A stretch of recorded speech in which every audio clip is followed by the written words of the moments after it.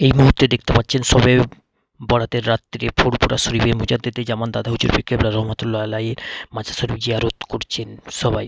দেখতে পাচ্ছেন শবে বরাত নিশাবে সাবান লাইলাতুল বরাত হচ্ছে হিজরি সাবান মাসের 14 ও 15 তারিখের মধ্যবর্তী রাতটি পালিত হয় মুসলিমদের কাছে একটা গুরুত্বপূর্ণ রাত। উপমহাদেশের এই রাতকে বলা হয় শবে বরাত এবং ইসলামী বিশ্বাসের মতে এই রাতে আল্লাহ তার বান্দাকে বিশেষভাবে ক্ষমা করেন। দেখতে পাচ্ছেন হালিম বিক্রি হচ্ছে ফুরফুরা শরীফে।